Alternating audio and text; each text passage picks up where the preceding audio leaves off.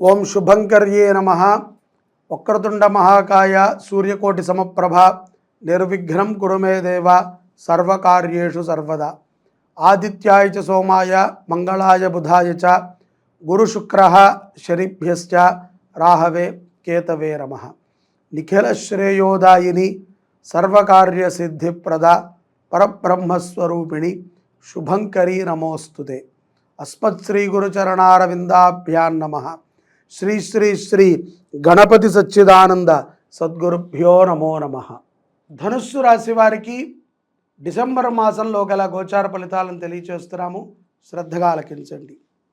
ఈ యొక్క డిసెంబర్ మాసంలో ధనుస్సు రాశి వారికి కొంత ఆర్థికపరమైనటువంటి ఇక్కట్లు ప్రారంభమవుతాయి. అప్పు చేసైనా సరే పప్పు కూడు తినాలి అనేటువంటి ఒక సామెత మీకు బాగా వర్తిస్తుంది. కాబట్టి అప్పు చేయకండి, పప్పు తినకండి, తర్వాత ఇబ్బంది పడకండి. అప్పు ఏముందండి, మనం ఏ కష్టం చెప్పినా ఇవాళ రేపట్లో 10 మందిలో ఒకడైనా మనం అడిగినంత కాకపోయినా ఎంతో కొంత ఇస్తాడు. కానీ తీర్చేటప్పుడు ఈ 10 మందికి ఇంకొక 100 మంది తోడై నిన్ను తిడుతూ నీ దగ్గర వసూలు చేస్తారు. ఇది అవసరమా? ఒక్క నిమిషం మనము కుటక వేశామంటే ప్రశాంతం. ఈ బాధ నాది కాదు, దీనిని నేను చెయ్యలేను అని మన మనసులో అనుకుని మనం కొంత మన మనసుకి మనం సర్ది చెప్పుకుంటే చాలు. ఇక బలవంతంగా ఏమైనా వచ్చాయి అంటే అది మన చేతుల్లో లేని పని. కానీ చేతులారా అప్పు చేసేటువంటి సందర్భం మాత్రం తెచ్చుకోకూడదు. ఏదో ఒకటి చేద్దాంలే అని మధ్యవర్తిత్వం కూడా ఉండకండి. అర్థమైందా? మీ మంచితనానికి మీ చుట్టూ నాగుపాములు చక్కగా మీ చుట్టూ పడగని ముడిచి మీ చుట్టూ మంచి పాముల్లా తిరుగుతాయి. వాటి విషాలు చాలా దారుణంగా ఉంటాయి. వాటి యొక్క క్రూరమైనటువంటి ఆలోచన ఏదో రకంగా మిమ్మల్ని మోసం చేసి మీ దగ్గర ఉన్నటువంటి తృణమో పడమో లాక్కుంటానికి బంధువుల రూపంలో, మిత్రుల రూపంలో, స్నేహితుల రూపంలో, ఆప్తుల రూపంలో మీ చుట్టూనే ఉంటాయి.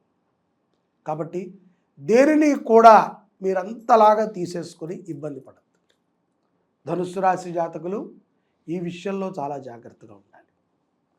విని ఊరుకోండి, నేను చేస్తానులే, ఏదో అవసరమైనా ఎనీ టైం ఫోన్ చేయి, 24/7 నీ అందుబాటులో ఉంటా. ఆడవారు కానీ మగవారు కానీ, విదేశాలలో ఉన్నటువంటి వారు కూడా వద్దు. మనం చేసే మంచి ఏదైనా ఉందంటే ఎడమ చేత్తో దానం చేస్తే కుడి చేతికి తెలియకూడదు, కుడి చేత్తో దానం చేస్తే ఎడమ చేతికి తెలియకూడదు. అంతే, వదిలేయాలి. ఇచ్చారా ఇంకా వదిలేసుకోండి. మాకు రాదు అని అనుకుంటే మీరు 10,000 ఇవ్వండి, 1,00,000 ఇవ్వండి, 1,00,00,000 ఇవ్వండి, 10 కోట్లు ఇవ్వండి, మీ యావదాస్తి ఇచ్చేసేయండి. మళ్ళీ కుయికై మనకూడదు. మీరే కాదు, నీ కుటుంబం కూడా వాళ్ళని ఏమనకూడదు. ఎందుకంటే తెలిసి తప్పు చేసినట్టే ధనుస్సు రాశి వారు. వాడు మూర్ఖుడు, వాడు ఇవ్వకూడదు, మన పరిస్థితి బాగాలేదు అని తెలిసి ఏదో ఆపేక్ష, ₹2 ఇంట్రెస్ట్ వస్తుంది, ₹4 వస్తుంది, ₹10 వస్తుందో లేకపోతే రాదో, లేదా వాడెప్పుడో మనకి చేశాడనో. నిజమే, మన దగ్గర ఉంటేనే చేస్తాం. వాడి దగ్గర ఆ రోజు ఉంది కాబట్టి చేశాడు. నిజంగా మనము సహాయము చేయలేని స్థితిలో కూడా మనతో స్నేహం చేస్తున్నారు అంటే అది స్నేహం. సహాయం చేయలేకపోయాము కాబట్టి వీడి స్నేహాన్ని మనం కట్ చేసుకుందాం అనుకుంటే అది అవసరం. అటువంటి వాడితో మనం కట్ చేసుకున్నా నష్టం లేదు. మన స్థితి తెలుసు, మన పరిస్థితి తెలుసు. కాబట్టి అప్పు చేయకండి, అప్పు ఇవ్వడంలో మధ్యవర్తిత్వం ఉండకండి ధనుస్సు రాశి వారు.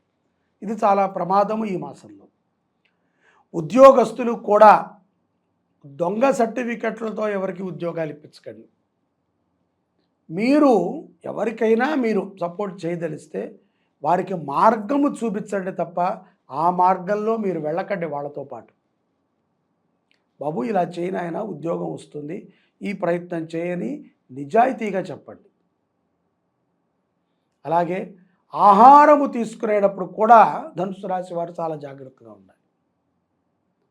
చిన్న ఆరోగ్య సమస్య మీరు తిన్నటువంటి పదార్థాల ద్వారా రావటము పెద్దదవుతుంది. సమస్య చిన్నగానే ప్రారంభమవుతుంది. జస్ట్ ఏదో కడుపు పట్టేసినట్టు, అది ఆపరేషన్ దాకానైనా వెళ్ళచ్చు. స్త్రీలు ఋతుస్రావ్య సమయంలో తప్పనిసరిగా మీరు ఏ పనిని చేయకూడదు. చాలా విశ్రాంతముగా ఆవేశాన్ని తగ్గించుకొని ఉండాలి. లేకపోతే క్షుద్బాధలు పెరుగుతాయి, గుర్తుపెట్టుకోండి. అలాగే విద్యార్థులు కూడా తాము చక్కగా విద్యాభ్యాసం మీద శ్రద్ధ పెట్టండి. అనవసరమైనటువంటి స్నేహితులను పెంచుకోవద్దు. స్నేహితులకి సహాయము చేసే విధంగా మీరు ఉండకండి. ఇప్పుడు కొంత ప్రశాంతమైనటువంటి వాతావరణంలో ఉండటం ధనుస్సు రాశి జాతకులకి ఉపయుక్తము. విద్యార్థులకి పౌర్ణమి తరువాత, ఏదైతే గనక డిసెంబర్ 15 పౌర్ణమి తర్వాత ధనుస్సు రాశి జాతకులకి ఉద్యోగంలో కొన్ని మార్పులు ఏర్పడతాయి. కొన్ని బాధ్యతలను కూడా మీకు అప్పచెప్తారు. అలాగే మీకు ఇంతకాలము ఏ పనైతే గనక అయిష్టంగా చేస్తున్నారో ఉద్యోగస్తులు, దాని మీద ఇష్టము పెరగటం గమనించుకోవచ్చు. అలాగే క్యాంపులు కొన్ని సంభవించేటువంటి సందర్భాలు పౌర్ణమి తరువాత ధనుసు రాశి జాతకులకు ఉన్నాయి. మాసాంతరములో విపరీతమైనటువంటి ఖర్చు ఏర్పడుతుంది. ప్రమాదాలు కూడా గోచరించి ఉన్నాయి. బాగా గుర్తుపెట్టుకోండి. వాహనము నడిపేటప్పుడు మీరు మద్యము సేవించిన, అత్యుత్సాహాన్ని ప్రదర్శించిన ప్రమాదాలు సంభవిస్తాయి. వాహన ప్రమాదముల ద్వారా మీ ధనము పోతుంది, మీకు ఉన్నటువంటి పలుకుబడి పోతుంది, మీరు అగౌరవ పాలు అవ్వాల్సి వస్తుంది. కాబట్టి అతివేగముగా వాహనాన్ని నడపకండి. ఏదైనా ఒక ప్రమాదం జరిగేటువంటి సందర్భము ధనుస్సు రాశి వారికి స్పష్టంగా ఉంది. వైద్య పరీక్షలు, తొందరపాటు, భోజనాన్ని కూడా వేగంగా తినటము, ఆవేశంగా మాట్లాడటము, ఆలోచన ఒకటి, మీ మాట ఒకటి రకంగా ఉంటుంది. కాబట్టి పౌర్ణమి తర్వాత మరింత జాగ్రత్తగా ఉండాలి. లాభాలు ఎంతగానో ఉంటాయి, కానీ వచ్చినట్టు నీళ్ల కంటే వేగంగా ప్రవాహంలా పైనుంచి పడ్డట్టు వెళ్ళిపోతాయి. అప్పు అడగలేం, అప్పు ఇవ్వలేం. ఆస్తులు అమ్మేటువంటి ఆలోచనని మార్చుకోండి. ఉన్నది కరిగించుకొని తింటే ఒక రోజులో మొత్తం తినచ్చు, నెల రోజుల్లోనైనా తినచ్చు. నెల తర్వాత ఎవరికైనా మనం ఆదర్శప్రాయంగా ఉండాలి. ఇలా బతకాలిరా బాబు అని, ఇలా మాత్రం బతకూడదురా బాబు అని ఉండకూడదు. కాబట్టి ఆదర్శప్రాయమైనటువంటి జీవనాన్ని గడపండి. విదేశాలలో ఉన్నటువంటి వాళ్ళకు కూడా ఇంచుమించుగా ఈ కోణాలన్నీ కూడా తగులుతాయి. తప్పనిసరిగా దైవారాధన మంచిది. చండీ పారాయణ మీ పేరు మీద చేయించండి. తప్పకుండా చండీ సప్తశతి పారాయణ చేయించి ఆ తీర్థాన్ని మీరు తీసుకోండి. కుదిరితే చండీ హోమాన్ని కూడా చేయండి. ఇవి ఎంతో ఉపయుక్తమవుతాయి ధనుసు రాశి వారికి. ఆరోగ్యము కూడా దృఢపడుతుంది. చండీ పారాయణతో పాటుగా సూర్య నమస్కారాలను కూడా చేయించండి. ఈ రెండు ఎంతో ఉపయుక్తాన్ని ఇస్తాయి ధనుసు రాశి వారికి. ముఖ్యంగా ప్రమాదాల నుంచి బయటపడతారు, ఆర్థికంగా నష్టపోరు. ఈ కార్యక్రమాలు చేస్తే 5,000 10,000 అవుతుంది, నష్టపోతే లక్షల్లో పోతారు. మధ్యవర్తిత్వంగా ఉంటే కనుక ఎన్నో అవమానాలు పడాలి. బుద్ధి పనిచేయదు, ఒక్కొక్కసారి మందబుద్ధులు అవుతారు. భగవత్ ఆరాధన చేస్తూ సుఖమైనటువంటి జీవనాన్ని ధనుస్సు రాశి వారు డిసెంబర్ మాసంలో పొందుతారని ఆశిస్తున్నాను. జై శుభంకరి.